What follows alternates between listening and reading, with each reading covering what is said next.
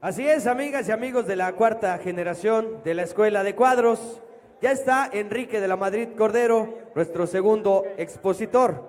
Y vamos a ceder el uso de la voz a Paul Hospital, presidente de ICADEP. Adelante. Gracias, jóvenes, ¿cómo están? A ver, parece que ahora sí ya se despertaron. ¿Cómo están? Pues gracias por seguir aquí en este día excepcional para la Escuela Nacional de Cuadros, este día extraordinario, en donde tenemos un invitado que ustedes ya conocen, que él nos ayudó con su participación en la primera sesión presencial en el estado de San Luis Potosí, y a quien respetuosamente le recordamos, querido secretario, que aquí tiene a una selección de jóvenes de lo más talentoso que tiene el PRI en el país. De más de 6,500 jóvenes que se inscribieron para participar en la Escuela Nacional de Cuadros a través de distintos exámenes y distintas pruebas, quedaron estos 423 jóvenes que representan lo mejor del priismo de nuestro país. Ustedes, jóvenes, al igual que el secretario, creen en estos espacios de formación, creen en el servicio a México, y como el secretario de la Madrid desde hace mucho tiempo ha tenido la oportunidad de servirle a su partido y de servirle a México. Bienvenido de nueva cuenta, señor secretario, con la Escuela Nacional de Cuadros. Bienvenido.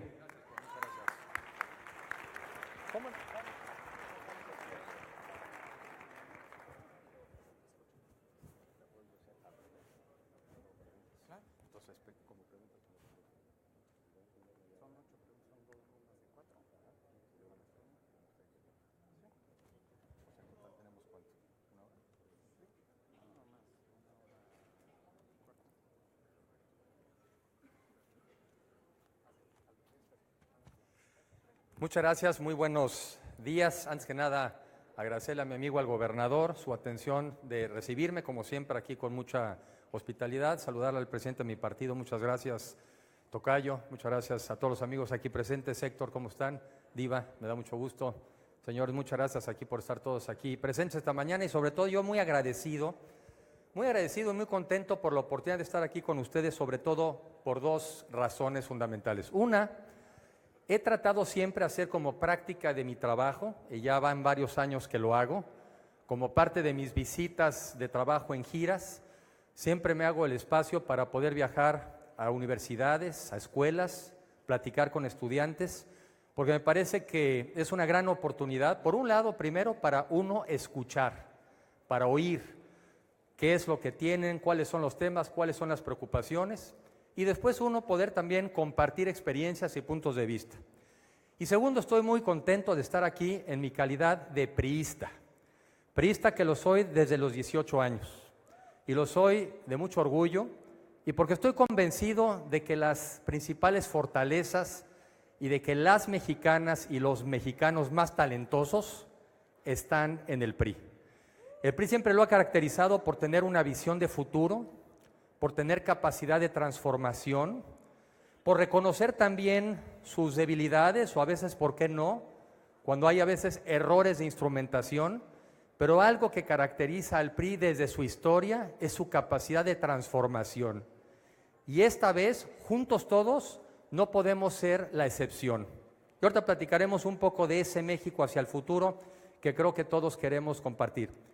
Cuando estuve aquí con el gobernador hace quizá 3 meses, estuve en una universidad, en una plática, y al final de la plática, después de que algunas personas dijeron, oye, muy bien, muchas gracias, nos gustó el mensaje, hubo una muchacha que me dijo, oiga, a mí no me gustó su mensaje.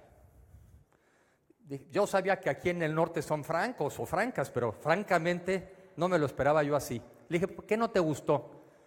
Me dijo, es que usted lo que debió haber hecho es usted debió haber llegado a preguntar qué necesitábamos. Lo primero que usted debió haber hecho es llegar a preguntar.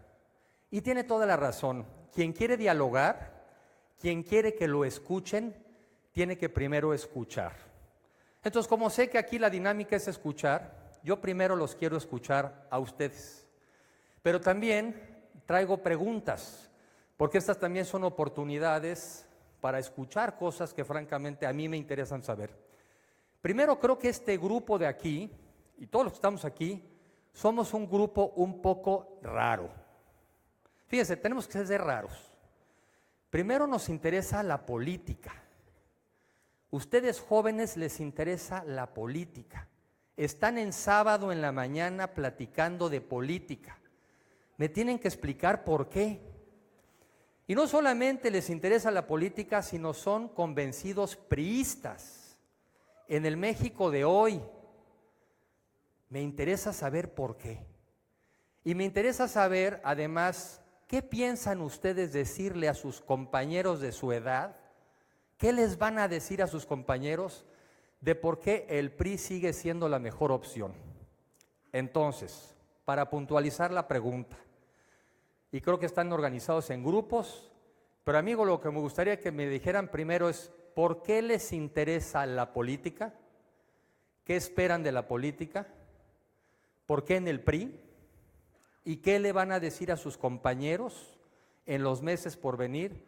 ¿Qué argumentos han pensado? ¿Qué es lo que los motiva? ¿Y qué le van a decir a sus compañeros de por qué el PRI sigue siendo la mejor opción? Me interesaría mucho escuchar, no sé cuál sea el orden en donde contesten, pero aquí yo apunto y después con mucho gusto yo les puedo dar algunas de mis opiniones.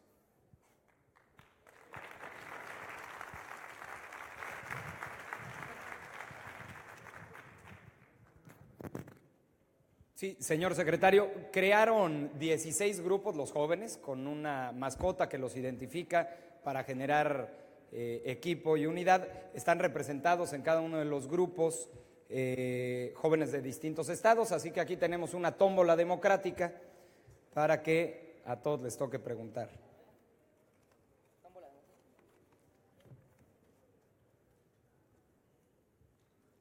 Para el grupo de los leopardos. ¿Leopardos?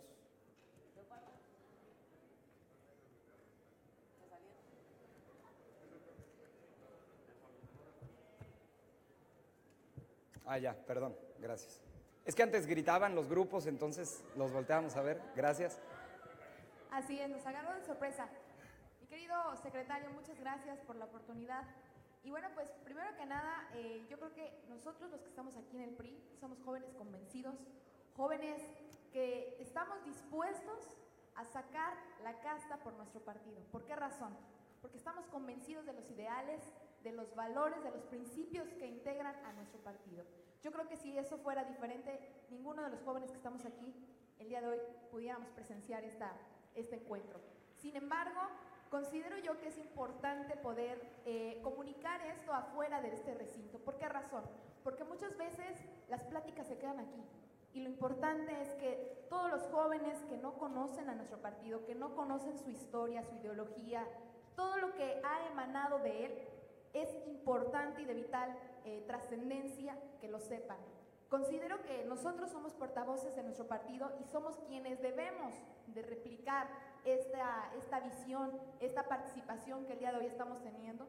Y le diría a los jóvenes que nosotros estamos aquí para poder construir no solamente el presente, sino también el futuro.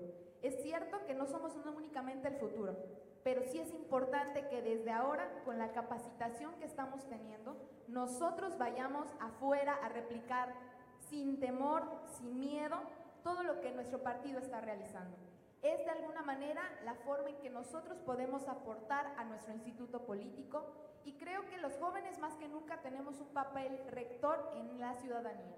Si nosotros como ciudadanos comenzamos a crear esa conciencia, no solamente para con jóvenes, sino también con mucha ciudadanía que muchas veces ha sido desalentada por cuestiones y temas políticos que todos bien conocemos, es cierto que entre todos podemos generar esa sinergia política que necesitamos, la legitimidad, la gobernabilidad, que día a día vamos construyendo con cada uno de nuestros actos. Sería cuanto. Muchas gracias. Gracias.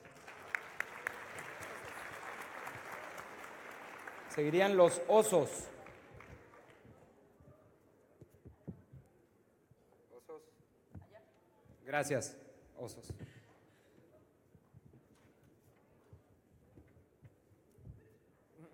Buenas tardes, mi nombre es Manuel Gómez, del estado de Tamaulipas, Y bueno, a mí en mi caso particular me gusta la política y la administración pública porque su principal objetivo es servir a la sociedad, servir a los ciudadanos y siempre buscar el beneficio y la igualdad para el pueblo mexicano. Estoy convencido que nuestro partido, a lo largo de 70 años, ha venido marcando un proceso y un trabajo claro, oportuno y transparente. Es por eso que siempre me sumo al trabajo que se viene haciendo del PRI en México y como ya lo dijo nuestro presidente Enrique Peña Nieto, cuando gane el PRI, gana México. Gracias. Gracias, Manuel. Las abejas. Seguirían las abejas. Gracias.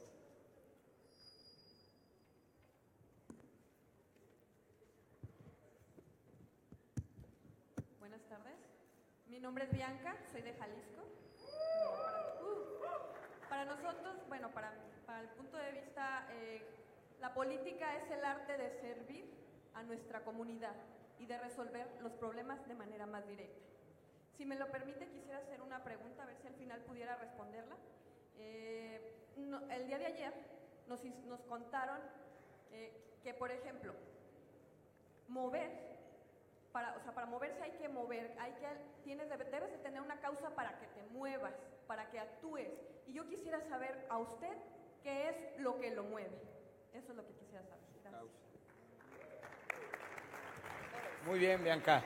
Y por último, en esta ronda, los toros. Toros.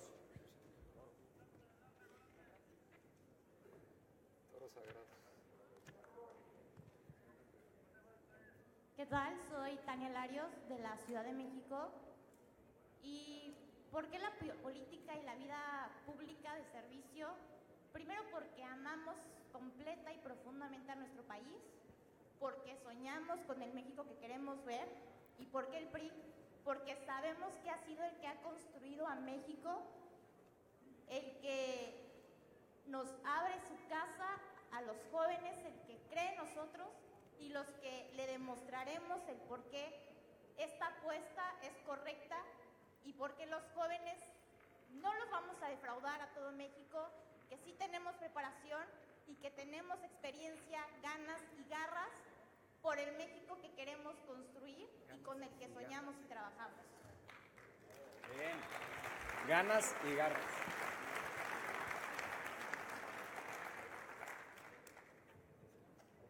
Quisiera otras cuatro. Ahí dejo después las otras cuatro. Ah, muy bien. ¿Sí? Perfecto. Hacer así.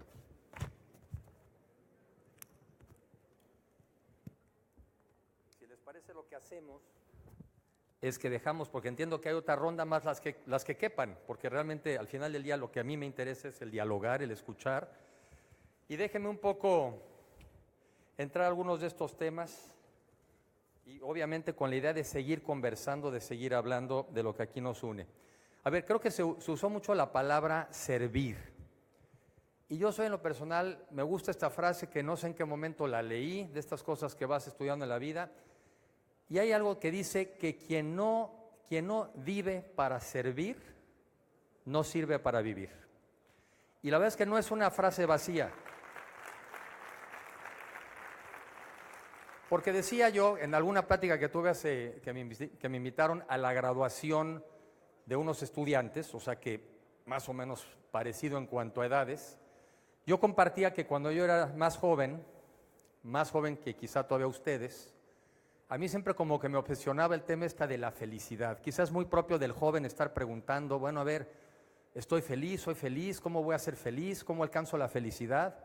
Incluso hay muchos que describen la vida como que el objetivo de la vida es alcanzar la felicidad.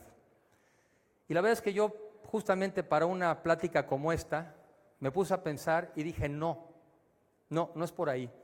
Incluso hay muchos buenos libros sobre el tema, Bertrand Russell es uno de ellos, La conquista de la felicidad, y algo de lo que en ese entonces concluí es que entre más la buscas, más huye la felicidad. O sea, la felicidad no hay que buscarla.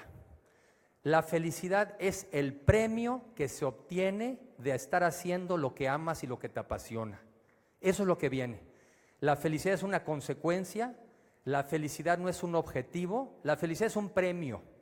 es el premio y la sensación de bienestar que se tiene de estar haciendo lo que te gusta. Y si fíjese, si el tema es que quien no vive para servir, no sirve para vivir, ¿qué mejor forma de vivir que ser un servidor público? Esa es la máxima vocación. O sea, realmente dedicarte a trabajar para transformar tu realidad, para mejorarla, para construir un mejor mundo, para construir un mejor país. Esa es, en mi caso, mi principal motivación. Lo que a mí me llena todos los días, lo que me entusiasma todos los días desde la mañana y pararme con ganas de la cama y salir a enfrentar el día, es que sabes que tienes capacidad de transformar. Y eso es lo que en política se debe de buscar, capacidad de transformar. ¿Y qué es la política? La política es la búsqueda del alcanzar el poder para ejercerlo, para mantenerlo, pero sobre todo para transformar. Yo no entiendo una política de manera distinta.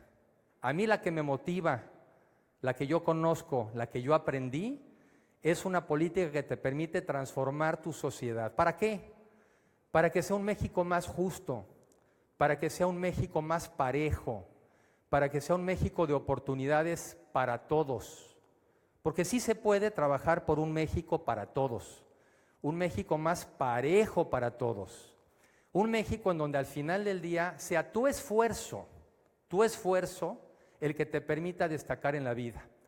Y por eso de lo que se trata es de trabajar para igualar, ¿qué? Oportunidades. Porque nadie nace igual, nadie nacemos igual. Y al final del día eso no lo puedes escoger, eso es un dato.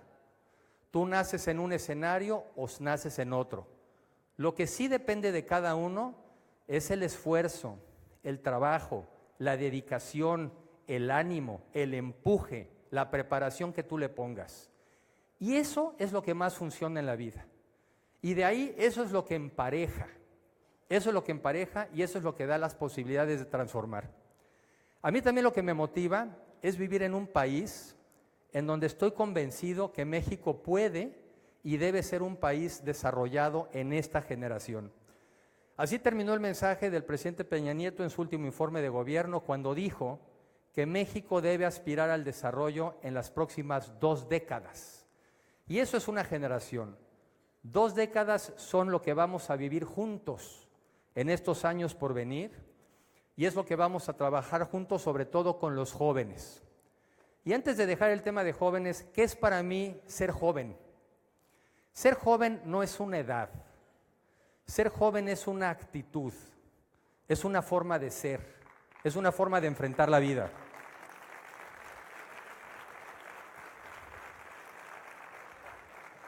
Y por eso es que mientras se tengan más ilusiones, más sueños, más planes que recuerdos, eres joven. Mientras mantengas ganas de cambiar, de transformar, de mejorar, de transformar tu realidad, eres joven. Mientras te mantengas con ilusiones y convicciones, eres joven. Porque como decía también Salvador Allende, hay muchos jóvenes viejos y muchos viejos jóvenes. Juventud es actitud. Juventud es actitud. Estoy viendo a gentes de más edad diciendo, vaya, por fin alguien saca un argumento a favor de la gente también con edad, con experiencia. Otro, bravo, bien. Es que es la verdad. Miren, la juventud es una maravilla, pero es una etapa de la vida.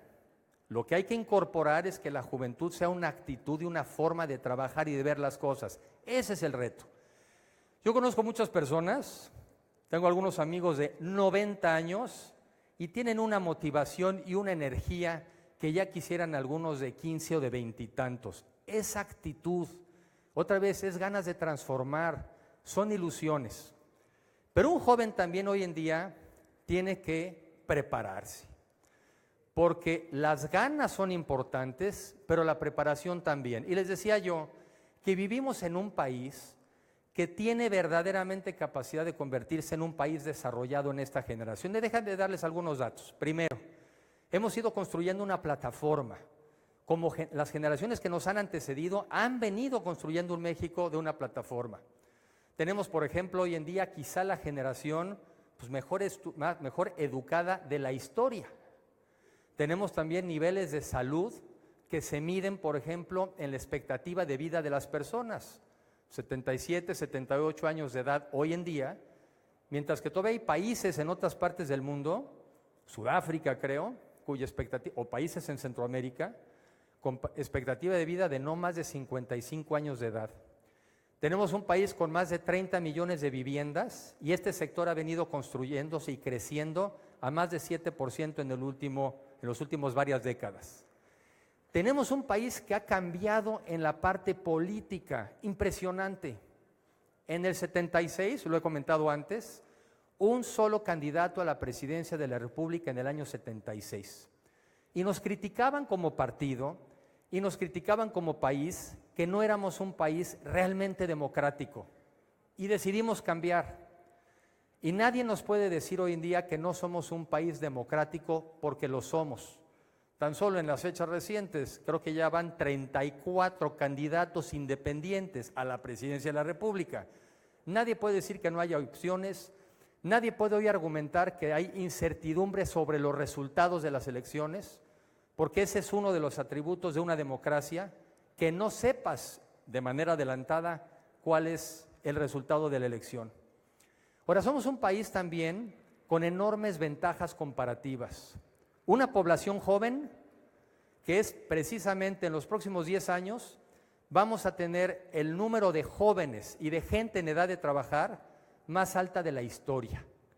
Lo que le llaman el bono demográfico, esto es el número de jóvenes con respecto a la población total o la gente en edad de trabajar como nunca antes en la historia. Y esos son los años para transformar un país, esos son los años para generar riqueza. Pero para diseñar un país también hay que ver el mundo. ¿Dónde está el mundo? ¿Cómo vemos el mundo de hoy? Hay quienes ven en el mundo de hoy solamente los temas de volatilidad, inestabilidad, terrorismo, inseguridad.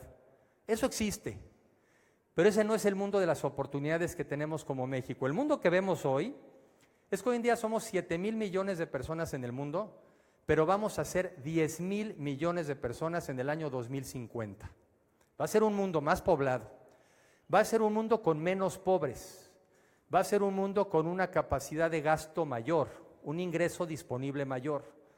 Va a ser un mundo donde la gente que vive en ciudades va a ser más que la gente que vive en el campo. Va a ser un mundo en donde la tecnología seguirá cambiando a una velocidad increíble. Hoy en día el cambio en el mundo está por arriba de la capacidad de ajuste de la mayoría de las personas. Y eso genera miedo, eso genera preocupación, eso genera angustia. Los cambios hoy en día en el mundo se dan más rápido que la capacidad de adaptación de la mayoría de las personas. Pero esos cambios van a ser, la mayoría de ellos, cambios que nos van a ayudar a resolver problemas ancestrales. Por primera vez vamos a poder eliminar la pobreza extrema. Y vamos a poder llevar la pobreza, la otra, a los niveles más bajos de nunca antes en la historia.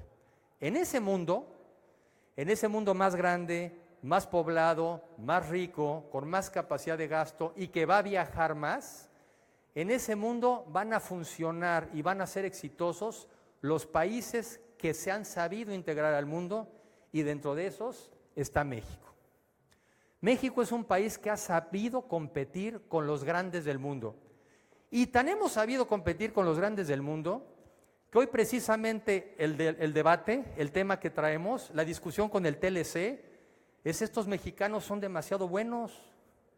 Estos mexicanos son demasiado buenos, hay que pararlos.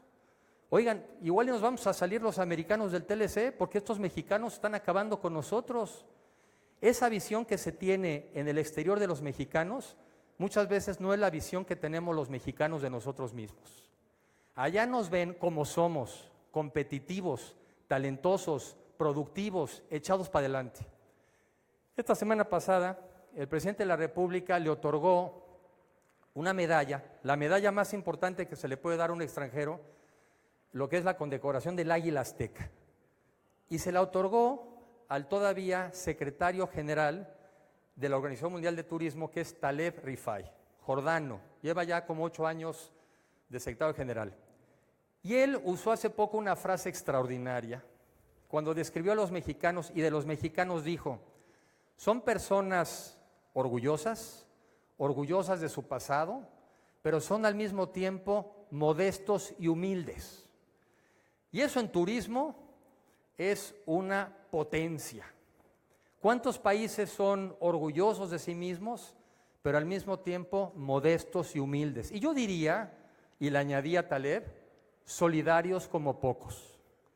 Estos recientes sismos del 7 de septiembre, después del 19, han vuelto a sacar en nosotros lo mejor de nosotros.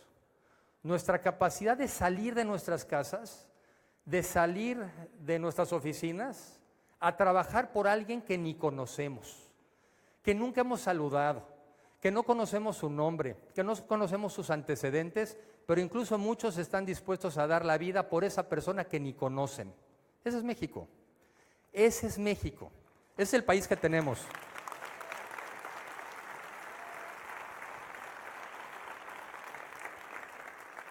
Y por eso él después usó, cuando hizo esta descripción de los mexicanos, esto lo hizo en Madrid, dijo que además México es un mundo en sí mismo. Porque los que estamos ahora en Mazatlán, pues sabemos que es un lugar bellísimo, que se come muy bien, que ya me enteré que al secretario Chong sí le van a dar de comer, a mí nomás me traen ahí como a mediodía, a media tarde, a ver.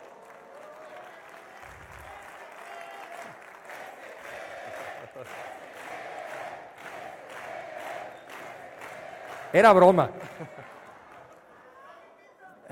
Pero digo, al final ya es un lugar maravilloso. Pero también es maravilloso cuando vamos, por ejemplo, algunos vamos a Cancún, o es maravilloso cuando vamos y conocemos Puerto Peñasco, o es maravilloso cuando vamos a Tequila. En fin, es un país maravilloso y es un mundo en sí mismo. Pues así como es bueno para el turismo, es bueno para la competencia industrial. Miren, las empresas internacionales no vienen a México porque el salario simplemente es más bajo. Sí, lamentablemente sigue siendo más bajo y ese es un reto que tenemos. Pero vienen a México, y dicho por ellos, porque el talento del mexicano, la innovación del mexicano, la disciplina del mexicano, la capacidad de transformación del mexicano es sin igual. Por eso vienen a México. Y por eso son los americanos, las empresas americanas, las que también están debatiendo conservar el Tratado de Libre Comercio, porque a ellas les conviene, porque no necesariamente se van a generar los empleos allá si se conflicta la negociación aquí, porque somos un país muy especial. Entonces les decía, los países que se sepan seguir integrando al mundo serán los que sigan saliendo adelante, porque el reto que tenemos como país es generar empleos dignos y bien pagados. Ese es el reto. Y para eso necesitamos una economía que crezca, que compita. Y la manera de hacerlo es integrar a todo México al mundo, y más México a más países del mundo, y más mundo a México. El problema en México no es de falta de crecimiento, es de crecimiento desigual. Y unos datos, ya los he platicado con algunos. Querétaro, y por decir algún estado representativo, del año 93 a la fecha, el ingreso per cápita en Querétaro creció 100%. Y en algunos estados del sur, en el mismo periodo, el ingreso per cápita de esos estados creció al 1%. Eso es lo que nos hace que el promedio baje. No tenemos un país mediocre, no tenemos un crecimiento mediocre, tenemos un país desigual. Y el reto de los mexicanos es igualar al país. Ese es el reto. Ese es el reto que hemos tenido los mexicanos ya durante muchos años, y ese es el reto de la próxima generación. Pero si eso logramos, si eso hacemos, este país es imparable. Fíjense, nuestro reto debe ser cómo nos volvemos los proveedores de más partes del mundo. Cómo nos volvemos los proveedores de alimentos de más partes del mundo. Cómo vendemos más coches a más países del mundo. Y cuando eso hacemos, estamos generando mercado interno. Es muy común que mucha gente diga, es que hay que hacer políticas de mercado interno para fortalecer la economía. La mejor política es generar empresas fuertes, sólidas, competitivas, capaces de competir en el mundo, generar una cadena de valor detrás de ellas, sustituir muchas importaciones, que muchas de las cosas que hoy importa la industria automotriz se hagan en México, que muchas de las cosas que hoy importamos en la industria turística las hagamos en México, y si hacemos eso tendremos empresas de mexicanos y empleos para mexicanos. Ese es el mercado interno. Y México puede, México lo ha hecho y México es muy competitivo. Y un tema más en el asunto de la solidaridad. Siempre he reflexionado yo este tema y siempre que hay una tragedia como vivimos los sismos, como hemos vivido huracanes, siempre me viene la misma reflexión.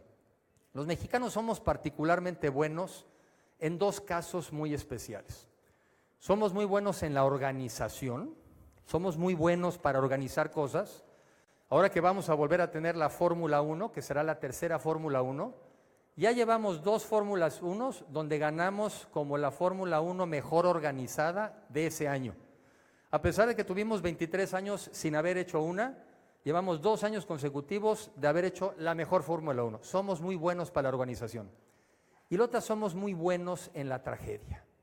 Somos muy buenos ante el desastre. Somos muy solidarios. Y mi reflexión es esta.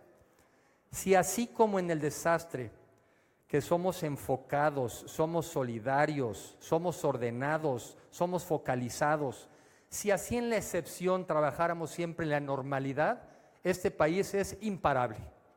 Este país es imparable. Hay que hacer esas características de la excepción, hay que hacer que sea parte de nuestra normalidad.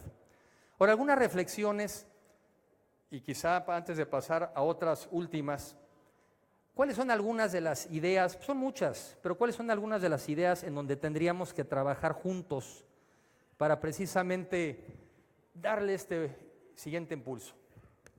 Yo digo que así como en el pasado nos quebró la economía y la cambiamos, así en los 80s, y nos abrimos al mundo, y repito, los estados que se han sabido abrir al mundo, los que se han sabido abrir al mundo y los que están en el turismo, son los que progresan, son los que avanzan, son los que mejoran el nivel de vida de su gente.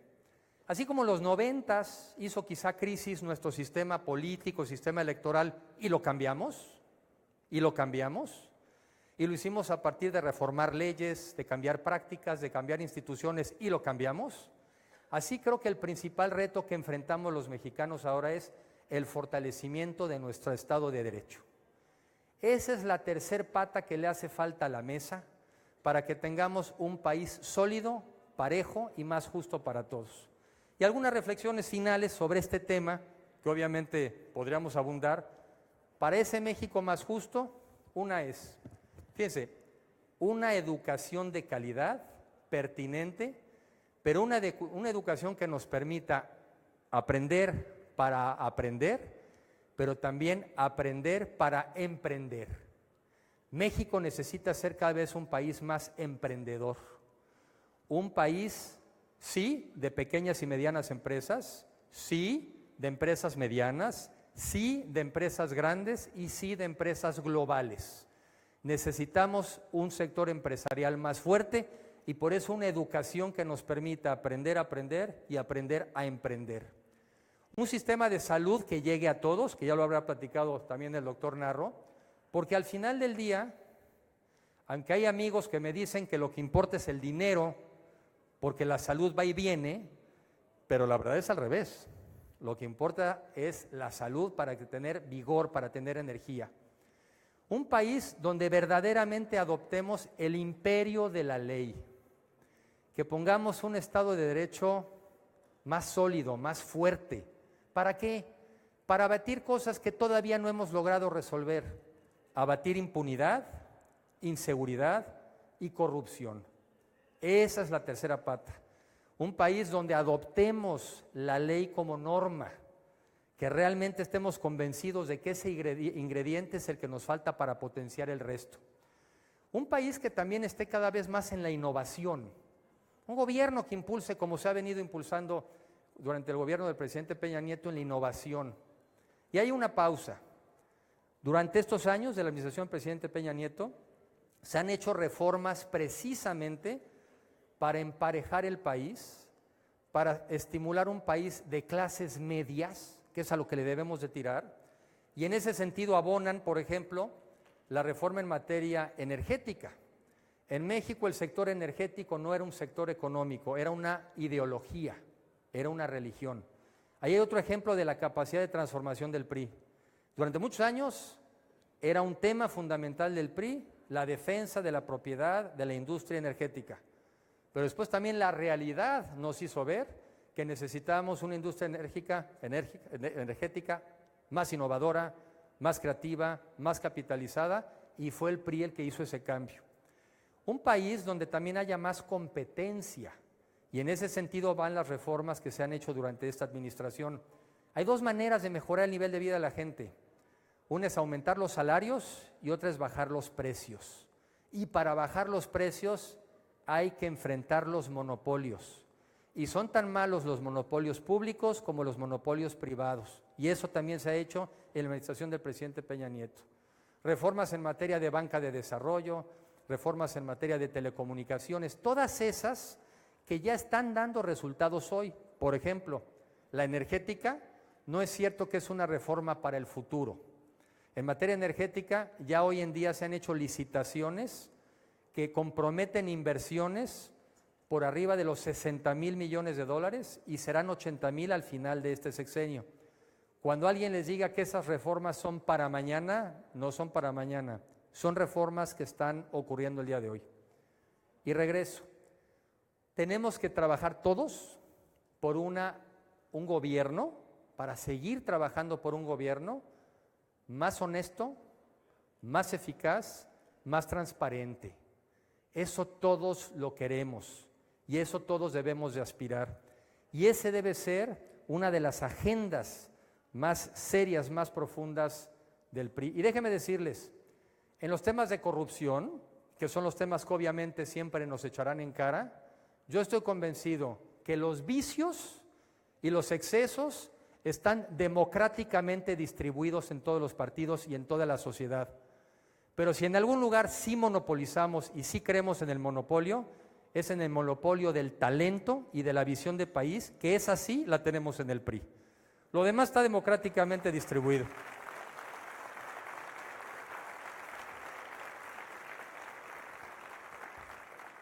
Y por último, ver una sociedad, aspirar a una sociedad más incluyente y solidaria. Porque yo me gusta la frase del presidente Carranza a los constituyentes, precisamente del año 1917, donde a diferencia de lo que hoy muchos hemos aprendido, de que buscando el bien individual alcanzas el bien colectivo, yo creo que más bien es al revés. En la búsqueda del bien de todos está la prosperidad individual. Ese México incluyente, donde quepan todos y sea para todos, ese es el México por el que tenemos todos que trabajar.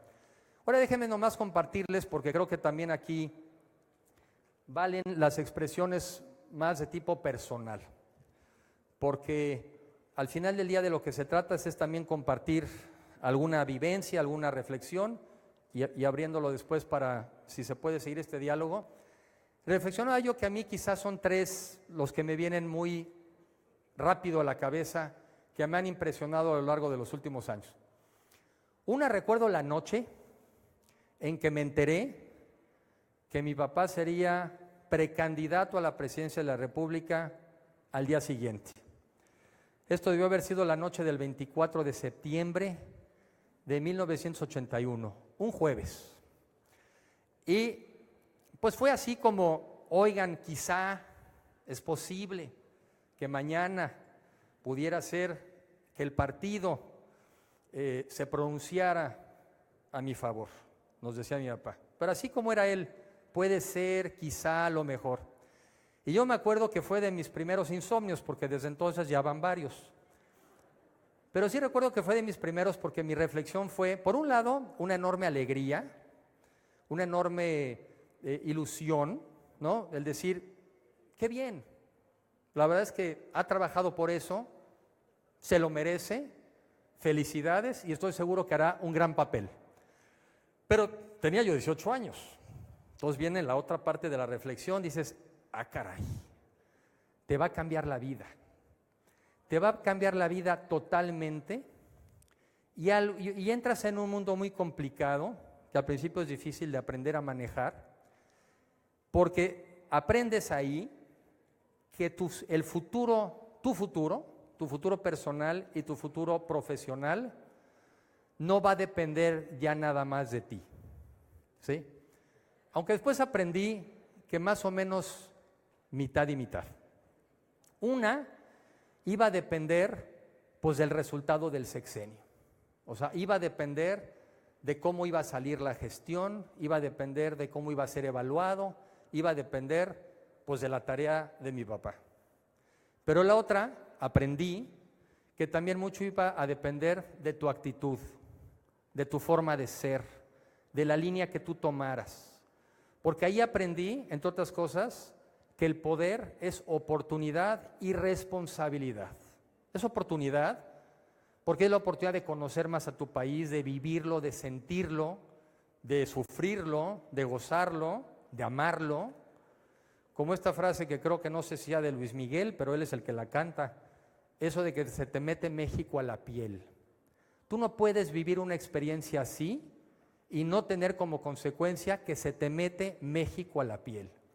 Y se te mete hasta desde que eres un muchacho de 18 años y aprendes que también tienes un papel que jugar y que tienes que ser responsable y que tienes que ser moderado y que tú estás jugando un papel y si lo juegas bien estás abonando al buen desempeño. Entonces esa fue mi primera experiencia y yo les puedo decir que los dos resultados fueron buenos. La gestión yo creo que muy bien evaluada y al final del día también, pues otra cosa que aprendí, el poder es como una montaña. El poder es una montaña. Dice Carla Willock, que es una experta montañista mexicana, que cuando llegas a la cumbre apenas vas a la mitad del camino. Pónganse a ver, en el caso por lo menos del alpinismo es muy claro. Cuando llegas a la cumbre, apenas vas a la mitad del camino. Y de lo que se trata, la otra mitad, que también me gusta la frase, es que hay que saber bajar con estilo. Bajar con estilo quiere decir bajar vivo, bajar completo, con los dedos de la mano completos, bajar con estilo. Y creo que es muy importante a los que aspiran al servicio público, que lo que importa es que sepan que cuando lleguen al poder van a la mitad del camino y que el chiste es bajar con estilo. Y habiendo transformado su realidad, habiendo dejado un mejor país, habiendo dejado una mejor comunidad, eso es lo que importa, eso es lo que te motiva, eso es lo que te anima. Y tú sabes si lo estás haciendo y tú lo sientes. La otra experiencia, también importante, interesante, fue cuando me fui a estudiar mi maestría a Estados Unidos.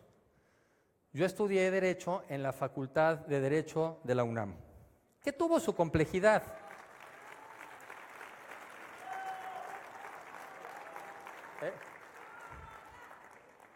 Tuvo su complejidad porque ya en ese entonces también, ya mi papá era en ese entonces candidato y los del Estado Mayor decían, no te metas ahí, ahorita implica riesgos de seguridad. Bueno, yo dije, está bien, voy a ir a ver otras, nomás para que no parezca que no quiero ver otras opciones. Pero vi otras opciones y yo llegué a la conclusión de que donde mejor seguías teniendo, en ese entonces, no quiero polemizar, en ese entonces donde mejor iba yo a obtener la mejor formación, seguía siendo en la UNAM. Y me fui a estudiar en la UNAM. Y no me fue mal en la UNAM, salí con buen promedio, estudiaba yo bastante, pero me fui a mi maestría. Y en mi primer semestre, como que me friqué. ¿Por qué? Porque yo vivía con los de la Escuela de Negocios, estudié yo en la Escuela de Kennedy de Gobierno de la Universidad de Harvard, y yo convivía con los de la Escuela de Negocios de Harvard. Y ahí, en la de negocios, no en la que yo estudié, en la de negocios, tenían la regla de que el 5% inferior salía el primer año. Entonces yo, pues por convivir con estos, como que me metí en esta dinámica de, híjole, no, pues, no me vayan a mí a correr. Y también, es más, a mí me tocó comprarle muebles a un mexicano que fue de los que salió del 5% inferior, o sea, era realidad, era posible. Y bueno, pues yo me puse muy nervioso mi primer semestre porque me daba mucho miedo fracasar. Después aprendí que fracasar es parte de la vida. Y más vale fracasar a tiempo que después fracasar mucho más adelante. Pero también aprendí algo. Yo asumí, como joven que era, que si me tocó convivir pues, con personajes interesantes, inteligentes, y yo asumí que quizá yo era de ese lugar. No, cuando se termina, cuando bajas de la montaña, y cuando bajas a la base de la montaña, es cuando te das cuenta del esfuerzo que lleva volver a subir a la cima. Y esa fue para mí también una gran lección. ¿Quieres estar ahí? ¿Quieres realmente tener un cargo público destacado, importante? Hay que meterle. Y hay que meterle. Y del tamaño de tu ambición, tiene que ser el tamaño de tu dedicación. No hay suplente. No hay suplente al esfuerzo.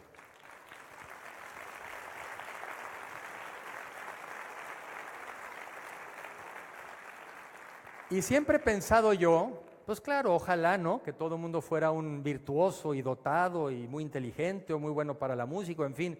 Otra vez, ese es un dato, ese es el que te tocó. Lo que tú sí le puedes poner es todo tu talento, toda tu dedicación, todo empeño y toda tu pasión. Y eso paga, y paga bien. Entonces, en el servicio público, una vida de moderación, una vida de sensibilidad, una vida de empatía hacia los demás y una vida de trabajo y de esfuerzo paga y paga muy bien. Y tan paga que mi tercera reflexión que les quiero compartir, pues es la enorme emoción que me dio cuando me invitó a trabajar a su gabinete el presidente Peña Nieto. Realmente para mí siempre había sido una ilusión, pues cada quien tiene la suya. Quiero pensar que los que estamos en este mundo, pues ya más o menos traen la suya. Y a mí siempre me hizo mucha ilusión formar parte de un gabinete. Yo quería, de alguna manera, formar parte de él porque, insisto, sé que en la política, en la medida en que vas ascendiendo, tienes más capacidad de influencia, de transformación de tu realidad. Eso es lo único que vale. Lo demás es vanidad. Lo único que vale es tu capacidad de transformación de tu realidad. Y yo tenía muchas ganas de estar ahí, de formar parte de eso, y me siento profundamente orgulloso y profundamente agradecido de la invitación que me hizo a mí el presidente Peña Nieto, un gran mexicano, un gran priista y un gran estadista.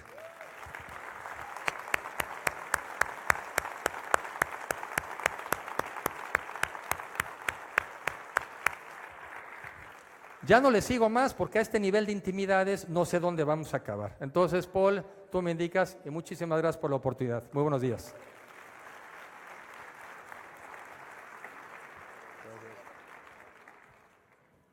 Continuamos con 5 preguntitas, secretario. Muy bien. Muy bien, siguen los leones para este intercambio con el secretario. Gracias. Se vale preguntar cosas personales, ya nos dijo.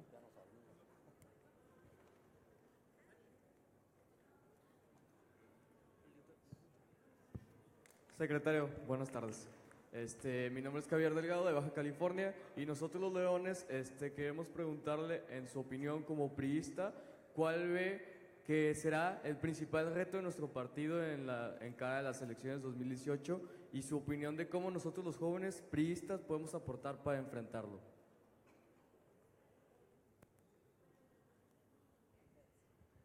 Muy bien, el equipo de Panteras.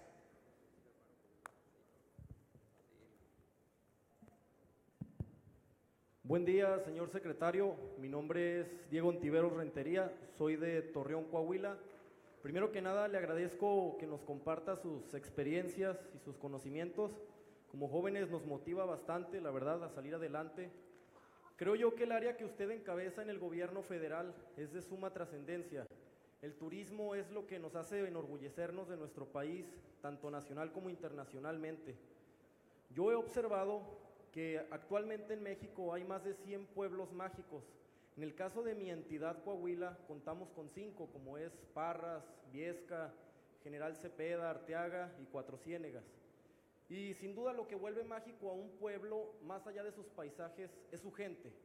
Es ver cómo con orgullo venden sus artesanías, buscan siempre enaltecer el nombre de sus pueblos. Pero creo yo que siempre se puede dar un extra. Mi pregunta sería, ¿cómo podemos nosotros como jóvenes, en conjunto con el gobierno, fomentar el impulso a los pueblos mágicos, tanto en el terreno nacional como internacional? Muchas gracias. Gracias. Los búhos. Gracias, búhos.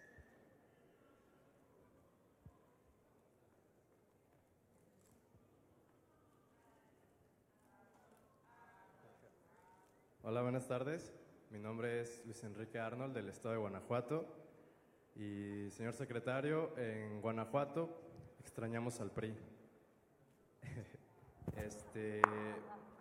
Por otro lado... 24 años.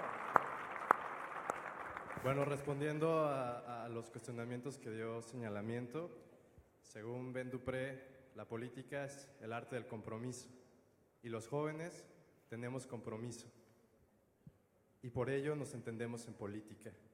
Por eso yo creo en el Partido Revolucionario Institucional y creo en los jóvenes, pero creo en los jóvenes que levantan la mano por su país, que luchan por las libertades y que expresan o profesan las buenas prácticas políticas. Y decirles que si me preguntan que dónde conocía la democracia, siempre digo que la democracia se vive y se conoce en el Partido Revolucionario Institucional. Por otro lado, también expreso que los jóvenes que temen o que han hecho las cosas son parte fundamental de todo ello. Y quisiera hacerle una pregunta. En la primera presencial se habló de los logros y transformaciones que tuvo el país en inversión o que es primer lugar en importar cerveza, en importar cerveza o otros productos y que ha tenido un aumento económico paulatino y considerable. Pero ¿por qué el índice de pobreza, que es el 60% de la población, no disminuye? Si aumenta gradualmente el potencial económico del país, ¿por qué la desigualdad social sigue persistiendo? Es tanto. Gracias.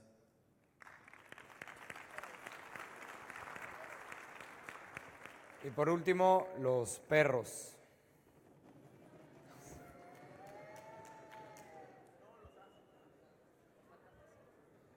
Faltan dos, perdón. Los dejé al último, pero no son los últimos. Buenas tardes, mi nombre es Jorge Galarza, presidente del ICADEP, filial Aguascalientes. A la mayoría de las personas nos enseñan que lo opuesto al éxito es el fracaso. Sin embargo, esto no es cierto. Lo opuesto al éxito es cuando dejamos de luchar y dejamos de intentar. Le quiero hacer una pregunta muy específica. Si no fuera usted candidato a la presidencia de la República, ¿le gustaría ser candidato para el gobierno de la Ciudad de México? Muchas gracias.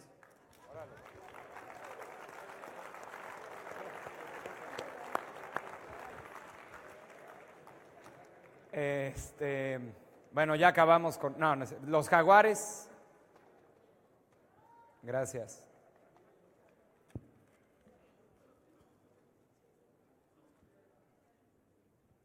¿Qué tal? Buenas tardes a todos. Mi nombre es Yolanda Gutiérrez, soy del estado de Nayarit y del equipo Jaguares. Y bueno, nuestra pregunta y la moción que tenemos para usted, señor secretario, es referente a la cuestión académica. Tanto su padre como usted han sido no únicamente políticos destacados, sino que han sido grandes académicos. Y nosotros, creo yo, al estar aquí en la Escuela Nacional de Cuadros, me he encontrado con que estos jóvenes también representan, cada uno en sus estados y también en sus carreras, parte de esa academia que se está desarrollando dentro de la política. Jóvenes brillantes que pues vienen aquí a la escuela a aprender, porque este es un gran proceso formativo.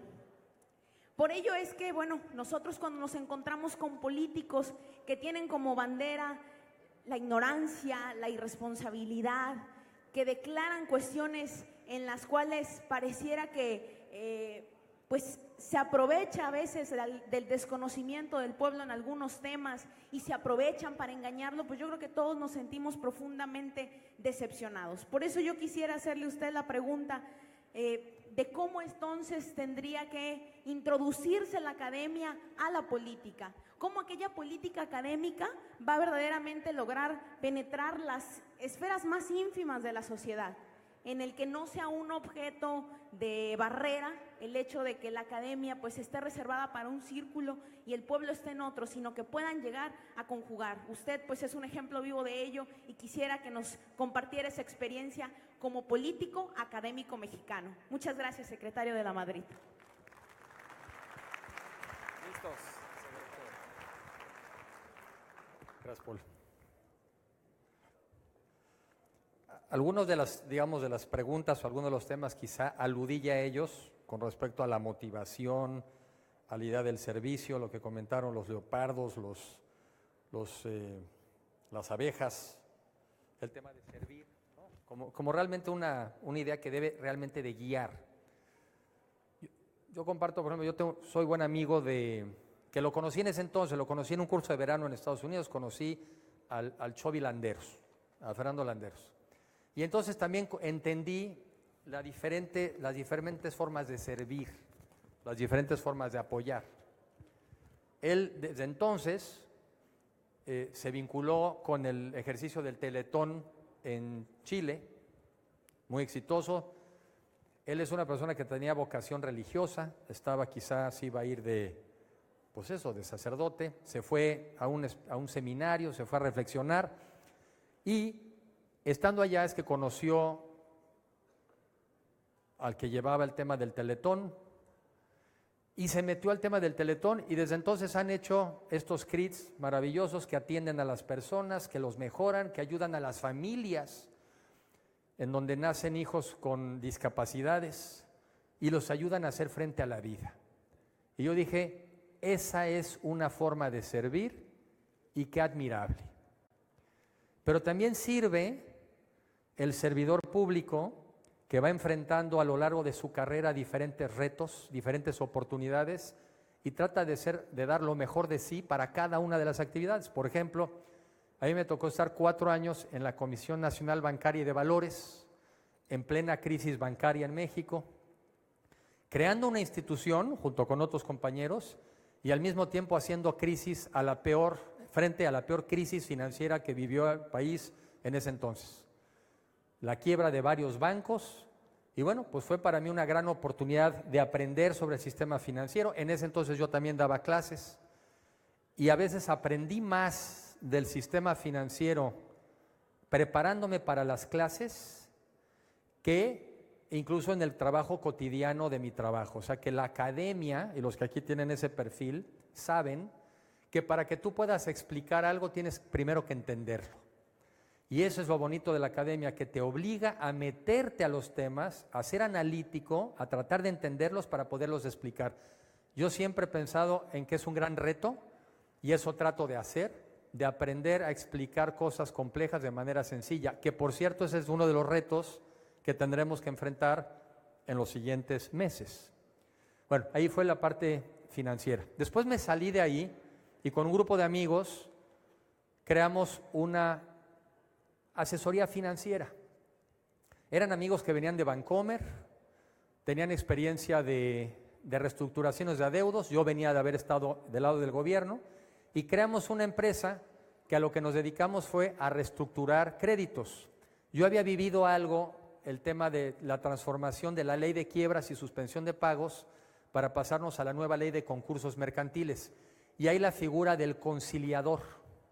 Y entonces yo dije, vamos a hacer un negocio en donde como vengo del gobierno y tengo ahí buena credibilidad, y también conozco a los bancos, me van a creer que mi posición que estoy llevando es una posición justa.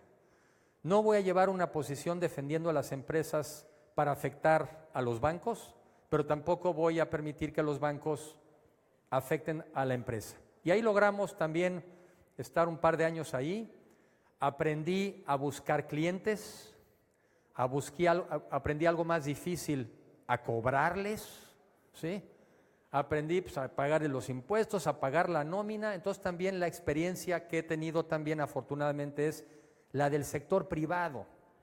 Porque cuando les digo que hay que aprender para emprender, es porque soy un convencido, y eso es muy importante, es mi experiencia, que entendamos que el rol de gobierno no es competir con el sector privado. Los negocios, el empleo, la riqueza, donde se generan, es en el sector privado. Nuestra tarea es generar las condiciones de seguridad, de educación, de salud, de certidumbre, para que el sector privado de nuestro país invierta, se la juegue, genere empleos y le vaya bien a todos los mexicanos. En una plática recientemente, cuando estábamos firmando un convenio, ahora en turismo, con la Canapat, que es la Cámara de la Industria del Transporte de Pasajeros, y con una de las empresas más grandes, YAMSA, que también es grupo Viva Aerobús. Me gustó lo que decía el empresario, en este caso Roberto Alcántara, porque él dice, y estoy convencido, de que el centro de las empresas debe ser el consumidor. ¿Sí? Lo que tiene que guiar el interés de las empresas es el bienestar del consumidor, el beneficio del consumidor. Y entonces yo dije, miren, qué casualidad. También el centro de las políticas públicas, cuando trabajas en el gobierno, el centro de las políticas públicas deben ser los ciudadanos, o sea, los mismos.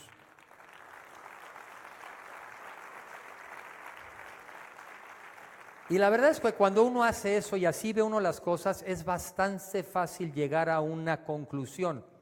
¿Esta política que estamos haciendo van a ayudarle a los ciudadanos? ¿Esta política que estamos haciendo van a generar más empleos? Si esto que estamos haciendo no genera más empleos y más bienestar, no la hagamos. Si esto que estamos proponiendo sirve a los ciudadanos, sirve a los consumidores, sí la hagamos.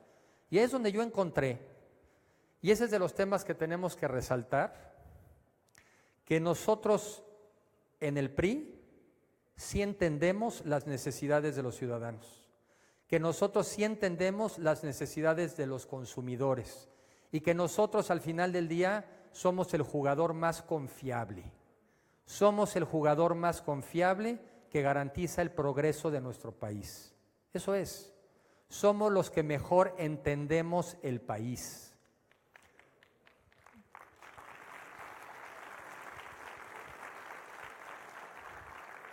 Después pues me vino la comezón y estas cosas así como ustedes. Oye, pero la política, quiero ser diputado.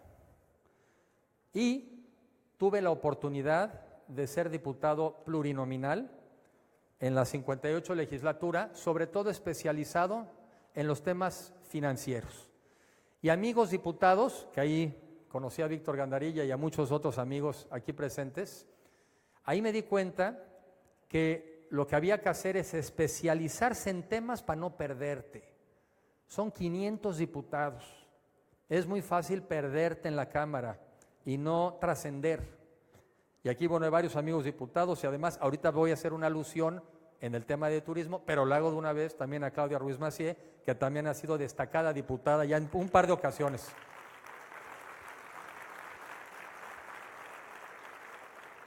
Y esa es una actividad preciosa, absolutamente incomprendida, absolutamente, pero al final del día, otra vez, si tiene uno como mentalidad y objetivo el beneficio del ciudadano, esa es la mejor guía para tomar decisiones en la Cámara.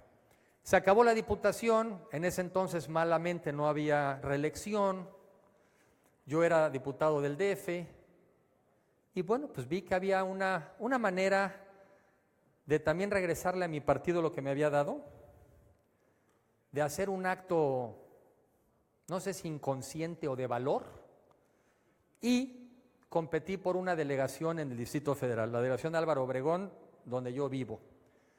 Una gran lección de vida, porque eso me ha vuelto a pasar ahora que el presidente Peña Nieto nos ha pedido que estemos apoyando a los estados en el sismo y que me ha tocado estar en 2 municipios en Oaxaca, que es San Francisco Ixhuatán y San Francisco del Mar. Y ahí es donde las teorías de uno luego chocan con la realidad. Andamos hablando de este México de visión de futuro, de este México moderno, de este México que compite, de este primer lugar en exportaciones de aguacate, de este México que es el 4º productor de cerveza en el mundo y primer exportador, de este país que es el 8º país más visitado en el mundo, de este país que es el primer exportador de refrigeradores y de televisiones planas, pero de repente llegas al Álvaro Obregón, o de repente llegas a Ixhuatán, o de repente llegas a San Francisco del Mar, y están en otro tiempo y en otro estadio de desarrollo, y ese es el enorme reto del país. No se trata de a ver cómo le hacemos para que los que vayan rápido vayan más despacito, se trata de cómo incorporamos a los que se nos han venido quedando atrás y cómo los incorporamos para que tengan igualdad de oportunidades. Y ya que cada quien, como decía, con base a su esfuerzo, pues le entre, pero tiene que tener igualdad de oportunidades. Y después, bueno, tuve la oportunidad de trabajar también en el sector privado, después en temas de la industria de alimentos, de temas que tienen que ver con la salud, en el campo. ¿A dónde voy? Que en cada lugar donde estés tienes que tratar de transformar. A donde llegues tienes que tratar de hacer las cosas mejor, pero siempre partiendo del respeto y del reconocimiento y de la plataforma de lo que te dejaron los que te antecedieron. Siempre. El que llega y cambia, el que llega y quita por cambiar, normalmente siempre se equivoca. El que llega y respeta lo que tenía y de ahí construye más alto. Eso es muy importante. Y bueno, en mi caso, ya reciente, bueno, tuve antes de eso la enorme oportunidad que me dio también el presidente Peña Nieto de ser director de un extraordinario banco de desarrollo que se llama Bancomex. Es una chulada de banco. Tan era una chulada de banco que los del PAN lo iban a desaparecer. O sea, nunca le entendieron que México es un país que está en la globalidad, que necesitas apoyar a las empresas para ver cómo son más competitivas. Y ahí me tocó conocer quizá a uno de los Méxicos más competitivos del mundo.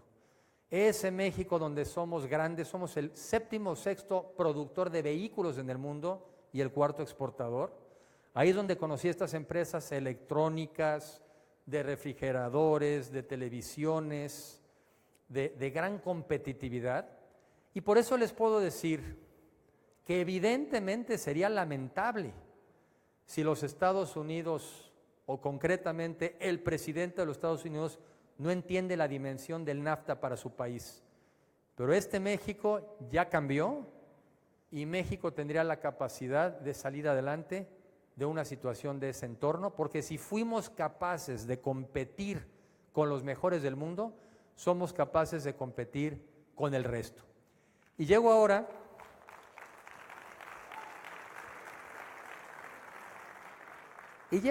a este sector del turismo que francamente es una maravilla. Primero, pues ya me la pusieron facilita porque a donde llego siempre las cosas ya me las dejan muy bien. Entonces yo ya llegué a un sector que traía un extraordinario dinamismo, un extraordinario crecimiento, y lo que hemos hecho es tratar de construir a partir de esa plataforma. Durante la administración del presidente Peña Nieto, o sea, léase con Claudia y un cachito conmigo, hemos pasado del lugar número 15, el 15º país más visitado del mundo, al número 8. Y si las cosas siguen como van,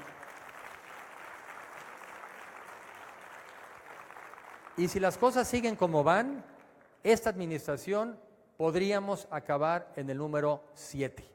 Yo creo que no hay ningún país en el mundo que en un periodo tan corto ha logrado este avance tan impresionante. 35 millones de visitantes del exterior el año pasado, 20,000 millones de dólares, que por cierto, Claudia, ahora que estuvo Taleb Rifai, nos dice esa cifra debe estar subestimada, revísenla.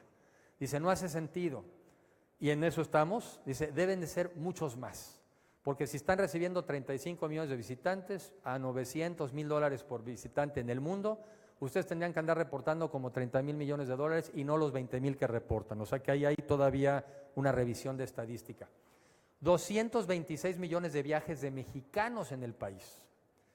Somos una potencia turística y una de las grandes ventajas es que de cada peso que se gasta en turismo en México, 85 centavos lo gastamos los mexicanos. No somos tan vulnerables en el sector turístico como lo son otros países y el turismo es uno de los sectores hoy en día más dinámicos de la economía. En los últimos 9 trimestres crece por arriba del resto de la economía. 10 millones de mexicanos vivimos alrededor del turismo.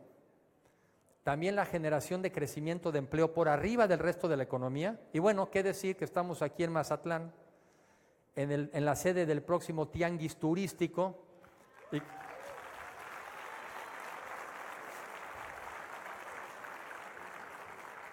Y donde además el gobernador está poniendo todo su empeño, todo su dinero, que importa más que el empeño, todo su dinero para fortalecer y hacer de este o rehacer de este lugar lo que siempre ha sido un maravilloso destino que habla mucho y es muy representativo de lo que es México. Lo maravilloso de Mazatlán es que es México y eso es lo que lo está haciendo cada vez más atractivo para que vengan personas de otras partes del mundo. Me decía el secretario de Turismo, hay que checarlo, gobernador, porque me estuvo presumiendo muchas cosas el secretario que lo vi, que son 48% más de asientos de avión para el próximo año, impresionante.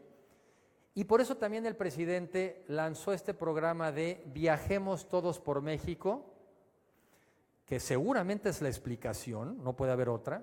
Ahora se lo platicaba a Claudia. Le dije, mira Claudia, el número de viajeros internacionales que viajan a México por avión está creciendo anualmente al 11%. Y el número de americanos que vienen de Estados Unidos a México por avión sigue creciendo al 11%, con discurso antimexicano, con warnings, con alertas, con todo sigue creciendo al 11%. Pero el número de mexicanos viajando al exterior, ha caído 8%. El número de mexicanos viajando a los Estados Unidos ha caído 5%. Y le dije, no puede ser más que el programa del presidente de Viajemos Todos por México, el que está haciendo que ya no salimos tanto, sino viajamos en el país.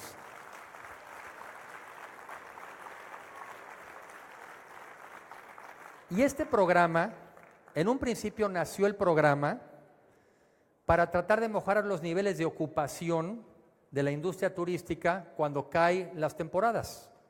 Entonces, al principio quizá fue un tema económico. Después, cuando los vientos del norte empezaron a ser más agresivos, se volvió también un tema como de nacionalismo. Viajemos primero por México. Y ahora que vinieron los temas del sismo, quizá hay que destacar que se volvió también un tema de solidaridad. La mejor manera de ser solidarios con los estados que se han afectado recientemente con los sismos es viajar por México y viajar por ellos. Es la manera de expresar también la solidaridad como mexicanos. Entonces, bueno, la referencia sobre el tema, digamos, de turismo ahí está, uno de los sectores más dinámicos de la economía, uno de los sectores donde tenemos realmente mucho que hacer y es una gran apuesta de México el seguir destacando y creciendo en este sector. Déjame tratar de irme a algunas de las preguntas finales para no quitarle más tiempo también a la parte del gobernador. Hablaron de pueblos mágicos, yo creo que decir son 111 los que tenemos hoy.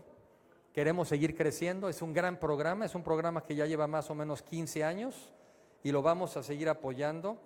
Y de que te nombran pueblo mágico, a partir del día que te nombran pueblo mágico, crece significativamente el número de visitantes que llegan a tu lugar. Me gustó mucho, creo que fue Luis Enrique, las expresiones de jóvenes que luchan por la libertad, que luchan por las buenas prácticas de la política. ¿Y saben qué? No dejemos de ratificar ciertos valores y principios. A veces ya no está de moda hablar de valores y principios, pero al final del día, si algo se requiere, es que haya criterios que normen la conducta de las personas y que normen la conducta de las sociedades. Una, debemos de ratificar nuestra convicción en la democracia. No podemos dudar de que somos más inteligentes todos, de que si solamente le dejamos la decisión a uno. Este partido nació para transformarnos de una sociedad de caudillos a una sociedad de instituciones. Nosotros no vamos a permitir regresar a un país de caudillos. Creemos en un país de instituciones y eso es lo que el PRI tiene que ratificar. Juntos pensamos más, juntos nos va mejor, juntos tenemos una visión que desarrollar y eso es algo que hay que ratificar. Libertades. No las pensamos en México porque las tenemos, pero tenemos que ratificar nuestra convicción de ejercer nuestras libertades, de defender nuestras libertades, defender nuestra libertad de tránsito, porque es un país que se camina seguro, defender nuestra libertad de ejercicio de la profesión y tenemos que defender el tema de las libertades. Y por último, el tema de la solidaridad, incorporar esa visión en el día a día. En la medida que se beneficie el bien colectivo, también se beneficia el bien individual. No voy a contestar lo del Distrito Federal, porque ya no es Distrito Federal. Como estuvo mal planteada la pregunta, como ya no existe el Distrito Federal, yo no la escuché. ¿Ustedes lo oyeron? Yo no la oí. Yo vengo de CDMX.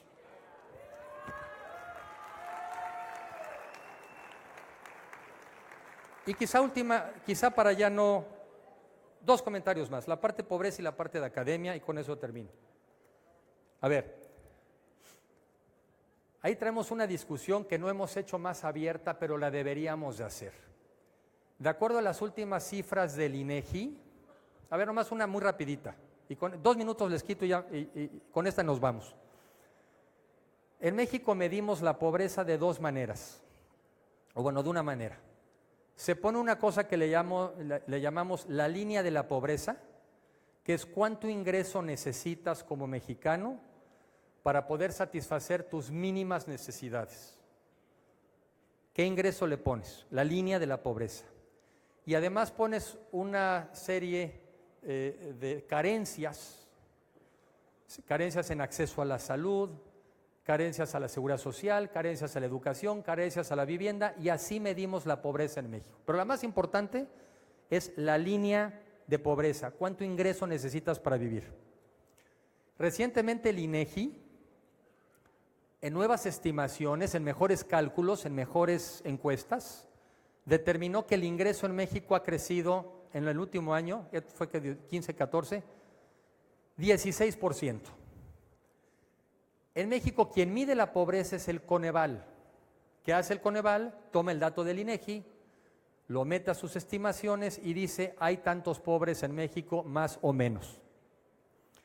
Con este nuevo cálculo del INEGI, si el Coneval hubiera tomado los datos del INEGI para calcular la pobreza en México hoy en día no sería del 46%, sería alrededor del 20 y tantos %. Y la pobreza extrema no sería del 9, sería menos del 4. ¿Por qué el Coneval no quiso tomar en cuenta los datos del INEGI? Bueno, porque el INEGI hizo un cambio de metodología y el Coneval dice, si meto esos cambios, ya no se van a hacer comparables los datos de pobreza anteriores y no va a ser creíble. En otras palabras, en México estamos privilegiando la comparabilidad que la realidad. Desde mi punto de vista, los que están bien son los del INEGI. México es un país de clases medias con pobreza todavía, que no es lo mismo que decir que México es un país de pobres. Y vean cuál es la diferencia, y es bien importante, y qué bueno que salió la pregunta. No es lo mismo decir que México es un país de clases medias, donde queremos abatir la pobreza, y que por eso lo que estamos haciendo lo vamos a profundizar y lo vamos a mejorar, que el discurso que otros quieren mantener, que México es un país de pobres, que llevamos años queriendo combatir la pobreza y como no hemos podido, que se vayan estos porque no pudieron. Es muy diferente. Creo que es un tema donde valdría la pena profundizar, porque no somos un país mayoritariamente de pobres, aunque existe todavía pobreza ofensiva. Y esa es la que hay que tratar de abatir. Pero somos un país cada vez más de clases medias y ese es el país al que tenemos que aspirar. Y por último, academia. Cada quien, yo les decía que cada quien opta por una forma de entrar al servicio público. Hay quizá el político, que es más un trabajo, pues eso, de bases, de diálogo, de grupos, de liderazgos, muy importante, muy necesario. Y habemos otros que también hemos entrado por el tema, como yo a veces me explico, un servidor público con habilidades técnicas y con sensibilidad política. ¿Por qué? Porque yo creo que para resolver los problemas hay que entenderlos. Para para poder diagnosticarlos. ¿Cómo crece una economía? ¿Cómo se abate la pobreza? ¿Cómo se genera más empleo? ¿Cómo se transforma el sistema educativo? ¿Cómo se mejora la salud? Tienes que tener herramientas técnicas para entenderlo. Pero después tienes que tener sensibilidad política para armar las propuestas y aplicarlas. Eso es por lo que yo creo en lo personal, que a mí esa parte académica me parece que es indispensable. No porque hayas estado en la academia, sino que siempre tengamos los servidores públicos como hábito el constante aprendizaje, la constante actualización, y más en un mundo donde como nunca antes las cosas cambian a una velocidad extraordinaria. Ahora sí, antes de que me corran, mejor me voy. Muchas gracias y muy buenas tardes.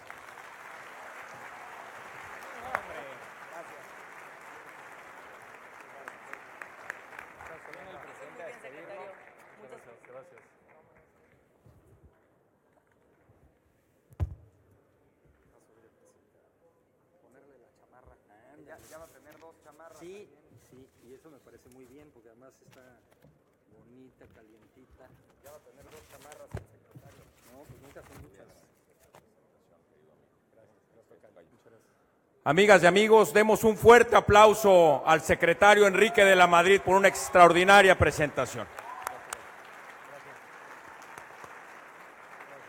Muchas gracias, secretario. Y le damos la chamarra de la 4ª generación. No me puse mi camisa porque vi que no me cabía. Y le hacemos entrega patente del reconocimiento por su labor y por supuesto por su participación. Gracias, secretario. Muy bien, gracias. Nos vamos a tomar una foto ahí enfrente. Abajo, secretario, perdón. Nos vamos a tomar una foto, jóvenes. Organicémonos bien para que salgamos todos. Quien se mueva además no sale en la foto, así que quédense en su lugar. Sí, vamos a proceder a la fotografía oficial y del recuerdo. Quédense en su lugar, por favor, y quienes están en las orillas se acercan en la parte de atrás, no al frente, para que puedan salir todos como se hizo en San Luis Potosí. Por favor, la misma mecánica que se utilizó en San Luis Potosí, ocupen los pasillos y por la parte de atrás, por favor, si son tan amables. Acomódense, por favor, para la fotografía.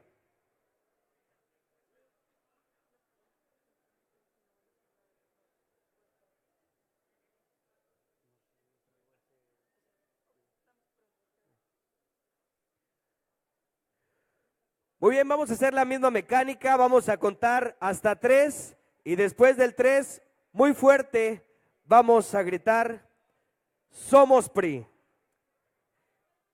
Y decimos, 1, 2, 3.